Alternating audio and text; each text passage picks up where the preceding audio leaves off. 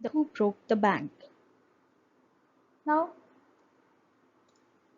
this chapter we are going to do today, and you will receive videos, recorded videos of this chapter part wise.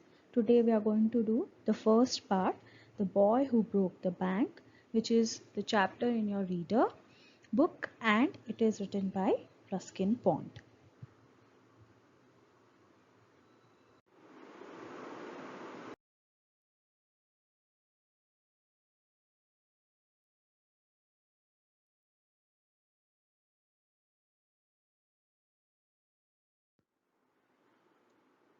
I hope you all know this man in this picture. Yes, you all are right. The name of this man is Ruskin Bond. Since this chapter is written by Ruskin Bond, we are going to discuss more about his life and his achievements. Let's see what it states. Ruskin Bond was born on 19th May 1934, and he is an Indian author of British descent. Okay, so he's an Indian author because he stays in India, but he has a British descent. He lives with his adopted family in Landover, Missouri, India. He was awarded the Sahitya Akademi Award, which is a very renowned and one of the best awards that any writer could dream of, um, in 1992. So now also any writer who wants to receive the award, Sahitya Akademi Award, is one of the aims that he or she has. Okay. And For Our Trees Still Grow in Dehra, his novel in English. So this was the book that he had written, the novel, and he had received Sahitya Akademi Award for this book. He was awarded Padma Shri in 1999 and Padma Bhushan in 2014. So you all are very well aware of these two awards that is honored to any citizen or any person in India. These are the highest rank award or the highest in the hierarchy of the awards. So he had received Padma Shri in 1999 and Padma Bhushan in 2014. Now he's a prolific writer. He has written over 500 short stories, essays and novels.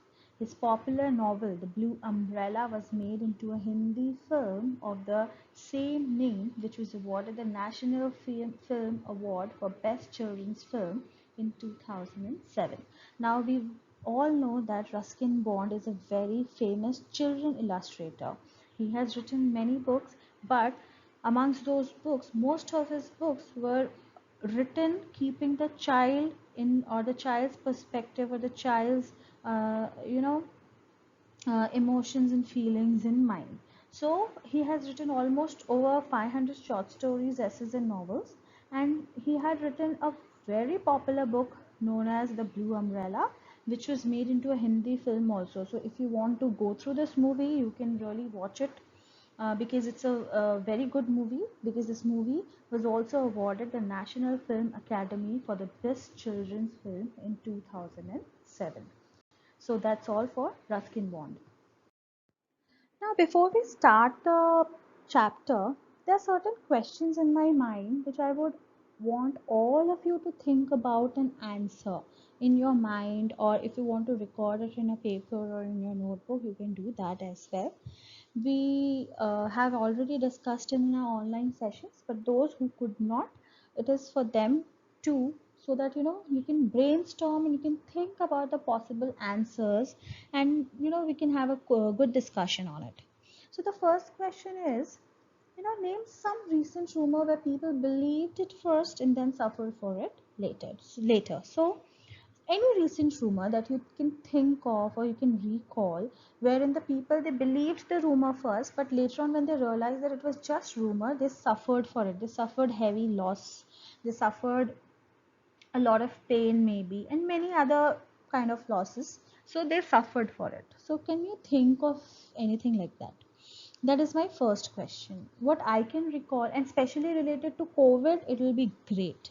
You know, if I can recall about the COVID situation, I can recall really, you know, wherein someone spread the rumor that someone had spread the rumor that the trains have started for the people so that they can travel back to their own cities in the hometown.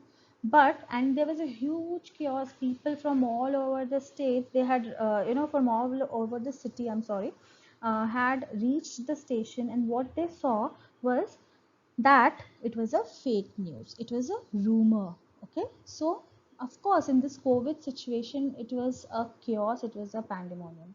So now this is what I could recall. If you have anything else in mind, please try to recall that. Then, how one can decide whether some news is a fact or fake? So, how will you decide if you are that person? How will you decide that any news that you come across or any news that you've heard of is actually a genuine news or it's a fake news? See, as per me, what we can do, we can apply our general knowledge, because there are many people who read a lot of books. You are also, you are used to spend a lot of time in library in enhancing your general knowledge. We read newspapers, we can check with the newspapers. Also, if you have access to the authenticated sources, you can always check from that. Okay, for example, if there's a fake news regarding the school, if someone comes and tells you that the school is opening from maybe 10th of June or 11th of June, will you believe that? Or your step would be, first let me call my school, call in the office and then check. So that is also one of the things that people can do. So that is how you can decide. If you have something else in your mind, please write it down. Now, who is responsible for spreading rumors? What you can think of, who is responsible? Who all are the people who can be held responsible for spreading rumors? See, uh, I think from my point of view, the people who want to benefit from that particular situation, or the people who want to, persuade certain group of people and they want to win over those people, or they want to make a lot of profit from that situation, they those kind of people, they spread rumors. Also sometimes the credulous people, who they were very gullible, they believe whatever is told to them and they're very keen on believing all these things. They also are indirectly and unknowingly, they contribute in spreading rumors. Like, if someone comes and tells me that you know what or maybe I can't recall of anything related to me, it can be maybe related to you. Someone comes and tells you that what, your school has opened, so why don't you go and attend the school from tomorrow onwards? What would you do? If you are very credulous, you are very keen on just believing on what people tell you, would you actually just you what would you do? You'll just come to the school, and what is happening in this case? You are helping to that rumor to spread. Now you might call someone else and tell the same story. That person might call 3 to 4 people, or you might post it in the WhatsApp and people see it, and out of 40 people, maybe 10 of them, they come to school. So you are indirectly helping to spread that rumor. Okay. Now, do you believe in all the news that come across? Uh, I don't, for me, because there are many news which I receive from WhatsApp, from Facebook. So I don't actually go unless I check the validation or the authentication, like if it is authentic or genuine. Okay, now before we start this chapter, it is very important for us to know the different characters. I had already sent a video based on this chapter, which might have given you a vague idea what the story is all about. It is all about rumors and all. But now we'll discuss the characters so that it is easier for you when you read the story, or when we discuss the story, it is easier for you to remember all the characters and remember the story. Okay, so we are going to discuss the characters, the main characters that are there one by one. Now, there are 3 characters in the story. The names of those characters in the video are different from the names in the book. So we are going to refer to the names that are given in the book only. But for your convenience, so that you don't get confused, I have written the names also. Now the first one is Nathu. Now Nathu is the main character. He was the sweeper boy who used to sweep at the bank, and he was the one because of whom the entire pandemonium had taken place, and he was the one who did not know about it. So that's funny and ironical. Next one is Sitaram. Now Sitaram was the washerman's son. He was Nathu's friend. Okay, and then he was the one who informed his customer about the condition of the bank.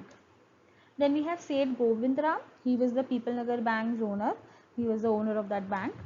Then we have Mrs. Srivastava. Now this Mrs. Srivastava's name is Mrs. Prakash in the video. So don't get confused. You are going to consider Mrs. Srivastava because that is what is there in your book. Okay. Then we have Mrs. Bhushan.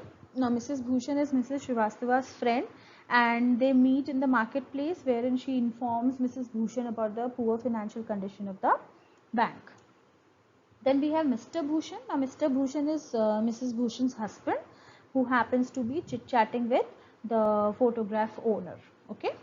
Now the name of the photograph owner is Kamal Kishore in your book, but in the video you might have seen it to be Jugal Kishore. So don't refer to Jugal Kishore, just consider Kamal Kishore only because that's what is there in your book.